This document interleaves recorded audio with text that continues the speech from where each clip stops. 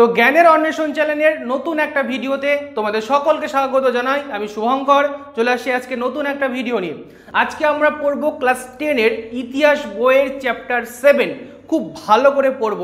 এই চ্যাপ্টার 7-এর বিষয়গুলোর সাথে চ্যাপ্টার 6-এর ভিডিওর বিশেষ মিল আছে। আমরা যখন পড়েছিলাম তখন সেখানে আমরা পড়েছিলাম বঙ্গভঙ্গ আন্দোলন, আবার আইন অমান্য আন্দোলন, অহিংস অসহযোগ আন্দোলন, এরকম অনেক আন্দোলন পড়েছিলাম। কিন্তু পার্থক্য এখানে একটা জায়গাতে, সেটা হচ্ছে যে এখানে মেয়েদের কথা বলা আছে। আমরা এখানে দেখব যে বঙ্গভঙ্গ আন্দোলনের সময়, আইন অমান্য আন্দোলনের সময়, অসহযোগ আন্দোলনের সময় মেয়েরা কতটা গুরুত্বপূর্ণ ভূমিকা গ্রহণ করেছিল এখানে। তো সেটাই আজকে আমরা এখানে পড়ব, আর আমাদের এই পাঠ্য বইয়ের সেটাই আমাদের পড়ার বিষয়। তো চলো আমরা সময় নষ্ট না করে পড়তে শুরু করি। তো ইতিহাসে খুব ভালো করে নাম্বার পেতে গেলে প্রত্যেকটা বিষয়ের ঘটনা তোমাকে কিন্তু খুব ভালো করে জানতে লাগবে, তবেই তুমি বুঝতে পারবে এবং পড়ার প্রতি আগ্রহ আসবে। তো চলো আমরা ভালো করে ঘটনাগুলোকে বুঝি, তাহলে তোমরা বাড়িতে খুব ভালো করে পড়তে পারবা। তো চলো পড়া শুরু করা যাক। তো এখানে আজকে আমরা পড়বো কি কি? বঙ্গভঙ্গ আন্দোলন পড়বো, অহিংস অসহযোগ আন্দোলন পড়বো, আইন অমান্য আন্দোলন এবং ভারত ছাড়ো আন্দোলন। এই প্রত্যেকটা আন্দোলনই পড়বো। মেয়েদের ভূমিকা কতটা সেটাই আজকে দেখবো। তো সবার আগে আমরা শুরু করব বঙ্গভঙ্গ আন্দোলন দিয়ে, কারণ সেই আন্দোলনটা 1905 সালে সেটাই প্রথম হয়েছিল। তো সেজন্য সেটাই আমরা আজকে শুরু করব। তো বঙ্গভঙ্গ আন্দোলন হয়েছিল তোমরা জানো 1905 সালে 16ই অক্টোবর হয়েছিল। মানে সেই দিন বঙ্গভঙ্গ কার্যকর করা হয়। আর এই বঙ্গভঙ্গ যাতে কার্যকর না হতে পারে, মানে বাংলাকে যাতে আমরা ভাগ না হতে দেই, তার জন্যই কিন্তু এই আন্দোলন তৈরি করা হয়েছিল। লর্ড কার্জন এই বাংলাকে ভাগ করতে চেয়েছিল 1905 খ্রিস্টাব্দের 16ই অক্টোবর। আর সেই দিনটাতেই আমাদের বঙ্গভঙ্গ বিরোধী আন্দোলন শুরু হয়েছিল। বিভিন্ন উৎসবের মাধ্যম দিয়ে শুরু হয়েছিল, বিভিন্ন সংস্থার মাধ্যম দিয়ে শুরু হয়েছিল, বিভিন্ন প্রতিষ্ঠানের মাধ্যম দিয়ে শুরু হয়েছিল, বিভিন্ন সংগঠনের মাধ্যম দিয়ে কিন্তু এই আন্দোলন পরিচালিত হয়েছিল। তোমাদের মনে এখনো প্রশ্ন আসতে পারে যে আন্দোলনটা কেমন করে করা হলো, এই যে আন্দোলন বঙ্গভঙ্গ আন্দোলন এটাকে কেমন করে করা হলো। যে ব্যাপারটা এরকম, ভালো করে তোমরা বোঝো। এই যে আন্দোলন যেটা হচ্ছিল, ইংরেজদের আন্দোলন ছিল, মানে ইংরেজদের বিরুদ্ধে আমাদের আন্দোলন ছিল। তো সেজন্য ইংরেজদের যে সমস্ত জিনিসপত্র, মানে এক কথায় সহজভাবে বললে হয় বিদেশি জিনিসপত্র, সেগুলোকে আমরা বয়কট করা শুরু করলাম। ঠিক আছে, কারণ বিদেশিরা আমাদের ভারতবর্ষে এসে তারাই আমাদের দেশকে ভাগ করার চেষ্টা করছে, আমাদের বাংলাকে ভাগ করার চেষ্টা করছে। তো আমরা কি করতে পারি এই জায়গাতে দাঁড়িয়ে? তাদের জিনিসগুলোকে আমরা বর্জন করতে পারি। তো সেই সমস্ত জিনিসগুলোকে আমরা বর্জন করতে শুরু করে দিলাম, স্বদেশি জিনিসপত্র ব্যবহার করতে শুরু করলাম। ইংরেজরা ভারতবর্ষে যখন আসে আমাদের দেশের শিল্প ব্যবস্থাকে একদম তছনছ করে দিয়েছিল। এখানকার বিভিন্ন রকম শিল্প ছিল, সব থেকে বিখ্যাত ছিল জামা কাপড়ের শিল্প। সেই শিল্পকে একদমই শেষ করে ফেলে। ঠিক আছে, তো যেই সময় ভারতবর্ষতে প্রচুর পরিমাণে পাতলা পাতলা কাপড় তৈরি হতো, এখন পরবর্তীকালে সেই কাপড় তৈরি করার পদ্ধতি এই ইংরেজদের জন্য ভারতবর্ষ লোক ভুলে গেছিল। তো সেই জন্য দেখবে গান আছে, মায়ের দেওয়া মোটা কাপড় মাথায় তুলে নেড়ে ভাই, তাই না? মানে ব্যাপারটা এরকম যে আমরা তখন কাপড় তৈরি করতে পারতাম, আমাদের দেশের কাপড় তৈরি করতে পারতাম, তবে সেই কাপড়ের কোয়ালিটি খারাপ হতো, খুব একটা ভালো হতো না, ইংরেজদের কাপড়ের মতন হতো না। ঠিক আছে, তো আমরা কি করলাম, আমরা সেই সমস্ত জিনিসগুলো যেগুলো বিদেশি জিনিসপত্র, ইংরেজি জিনিসপত্র, সেগুলোকে বয়কট করতে শুরু করলাম। স্বদেশি আমাদের দেশের তৈরি জিনিসগুলো ব্যবহার করতে শুরু করলাম। এইভাবে আমরা আন্দোলনকে এগিয়ে নিয়ে যেতে শুরু করলাম। আরেকটা কি, জাতীয় শিক্ষা ব্যবস্থার পদ্ধতি গ্রহণ করলাম। মানে ব্যাপারটা এরকম, তোমরা সবাই জানো, এটা আমি আগেই বলছি যে জাতীয় শিক্ষা পদ্ধতি হলো যেখানে আমাদের দেশের নিজস্ব শিক্ষা পদ্ধতি থাকবে, যেখানে আমরা আমাদের মতো করে শিক্ষা ব্যবস্থা পরিচালনা করব। আমরা ঠিক করব বসে আমাদের শিক্ষা ব্যবস্থা কেমন হবে, ইংরেজদের ঠিক করার কোনো অধিকার কিন্তু নেই।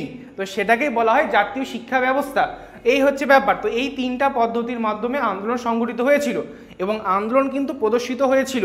মানুষজন, কৃষক, ছাত্র, শ্রমিক, সমস্ত সম্প্রদায়ের মানুষ তাদের বাড়ি থেকে বেরিয়ে এসে তারা মাঠে নেমেছিল, ঘাটে নেমেছিল এবং রাস্তায় নেমেছিল ইংরেজদেরকে প্রদর্শন করার জন্য তাদের যে রাগ, আমাদের দেশের যে রাগ, আমাদের দেশের লোকেদের যে রাগ রয়েছে ইংরেজদের প্রতি, এই বাংলা ভাগ হওয়ার প্রতি, তো সেটাই প্রদর্শন করেছিল এই আন্দোলনের মাধ্যমে।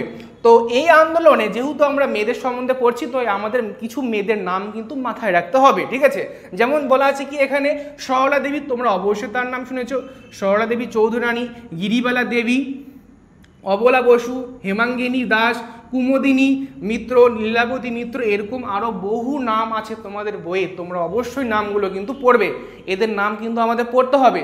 এই সমস্ত মহিলারা কিন্তু গুরুত্বপূর্ণ ভূমিকা গ্রহণ করেছিল আন্দোলনে। কেমন করে গ্রহণ করেছিল?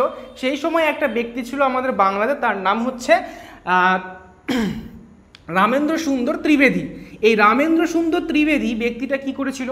বলল যে হে মহিলারা, তোমরা সবাই বাইরে আসো, তোমাদের রান্নাবান্না বন্ধ করে দাও, বন্ধ করে তোমরা সবাই বাইরে আসো, ঠিক আছে? বাইরে এসে তোমাদের বিদ্রোহ তোমরা প্রদর্শন করো। মানে এক কথায় সহজভাবে বললে হয় যে এই ব্যক্তি রামেন্দ্র সুন্দর ত্রিবেদী তিনি মহিলাদেরকে আহ্বান জানিয়েছিলেন বাইরে বেরিয়ে এসে তাদের অরন্ধন করতে বলেছিলেন, ঠিক আছে? অরন্ধন মানে রান্নাবান্না বন্ধ করে দিয়ে বাইরে বেরিয়ে এসে তাদের বিদ্রোহ প্রদর্শন করতে বলেছিলেন। এগুলো সব মনে রাখবে কিন্তু।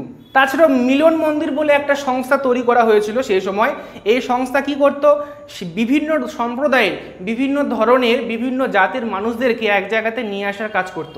এটা তৈরি করেছিল আনন্দমোহন বসু, তার নামটা কিন্তু মনে রাখতে হবে তোমাদের, খুবই কিন্তু ইম্পর্টেন্ট। মিলন মন্দির, ঠিক আছে? এটা কিন্তু মন্দির বলতে পুজো করার মন্দির কিন্তু না, মানে ব্যাপারটা এরকম যে ওখানে প্রচুর বিভিন্ন ধরনের মানুষজন এখানে এসে এক জায়গাতে মিলিত হয়ে তারা রাজনৈতিক ব্যাপার নিয়ে কিছু আলোচনা করবে, কিভাবে আমাদের বাংলাকে ভাগ করে আটকানো যায়, এই সমস্ত বিষয় নিয়ে তারা আলোচনা করবে। সেটা হচ্ছে মিলন মন্দির। এইটা তৈরি করেছিল আনন্দমোহন বসু, এটা কিন্তু পড়তে হবে। স্বর্ণকুমারী দেবীর তিনি তৈরি করেছিলেন সখী সমিতি, ঠিক আছে? সখী সমিতি মানে কি? সখী সমিতি হচ্ছে যেখানে মহিলারা জড়ো হয়ে তাদের নিজস্ব মতামত প্রকাশ করবে, আমাদের বাংলাকে ভাগ করা বন্ধ করা যায় কিভাবে সেই বিষয়ে আলোচনা করবে, অনেক বিষয়ে আলোচনা করবে। এই সমস্ত সমিতি কিন্তু খুবই ইম্পর্টেন্ট। এই সমস্ত সংস্থা বা বলতে পারো বা সংগঠন বলতে পারো, এগুলো কিন্তু খুবই ইম্পর্টেন্ট, কারণ এর মাধ্যমেই মহিলাদেরকে একজোট করা হতো, ঠিক আছে? মহিলারা যদি ছড়িয়ে ছিটিয়ে থাকে তাহলে কিন্তু কখনোই কিন্তু আন্দোলনকে তীব্র করা যাবে না কিন্তু। সেই জন্য এই সমস্ত সমিতি বা সভার খুবই ইম্পর্টেন্স আছে, না হলে কিন্তু সম্ভবই না। এরপর লক্ষ্মীর ভাণ্ডার, তারপরে ভারতশ্রী মণ্ডল, এই সমস্ত সংস্থাগুলো গড়ে উঠেছিল। তৈরি করেছিলেন কে? সরলা দেবী চৌধুরী, তোমরা নাম শুনেছ? এই মহিলা কিন্তু তৈরি করেছিল। এরা সব ভালো করে পড়তে লাগবে। ভারতশ্রী মহামণ্ডল এইটা কি করতো? এটা মহিলাদেরকে ট্রেনিং দিত, বিভিন্ন রকম খারাপ পরিস্থিতিতে তারা কীভাবে সামনে এগিয়ে যাবে, ঠিক আছে? এবং মহিলাদেরকে শিক্ষার ব্যবস্থা করার কথা ভাবতো, যাতে তাদেরকে শিক্ষা দেওয়া হবে কিভাবে, এই সমস্ত বিষয় ভাবতো এরা। এই হচ্ছে ব্যাপার।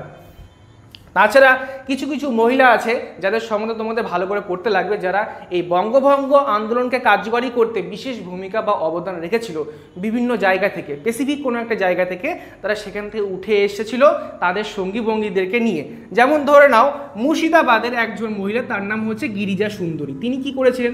মুর্শিদাবাদের যত মহিলা আছে সমস্ত মহিলাদেরকে তিনি এক জায়গাতে নিয়ে আসতে তিনি খুবই ভীষণভাবে তিনি গুরুত্বপূর্ণ ভূমিকা গ্রহণ করেছিলেন। এরপরে রয়েছে কি ফরিদপুরের সৌদামিনী দেবী, এদের নাম মুখস্থ রাখবে কিন্তু অবশ্যই। খুলনার লাবণ্যপ্রভা দত্ত, এরাও কিন্তু খুলনা অঞ্চলের মেয়েদেরকে এক জায়গাতে নিয়ে আসতে বিশেষ গুরুত্বপূর্ণ ভূমিকা গ্রহণ করেছিল। তোমরা অবশ্যই মনে রাখবে কিন্তু এক জায়গাতে মেয়েদের আসতেই হবে, সেটা যে কোনো সংগঠনের ক্ষেত্রেই হোক, না হলে কিন্তু আন্দোলন তীব্রতর কখনোই হবে না। তো এই হচ্ছে ব্যাপার। এইভাবেই বঙ্গভঙ্গ বিরোধী আন্দোলনের সময় মেয়েরা বাইরে বেড়ায় এসে তাদের বিদ্রোহকে প্রদর্শন করে বিভিন্ন নেতাদের সাহায্যে, ঠিক আছে? একজন নেত্রী বা নেতা কিন্তু থাকতেই হবে, সেই কিন্তু আন্দোলন পরিচালনার কাজে কিন্তু লাগে। এই হচ্ছে ব্যাপার। এদের নামগুলো কিন্তু অবশ্যই পড়বে তোমরা ভালো করে, শর্ট কোশ্চেনের জন্য খুব ইম্পর্টেন্ট।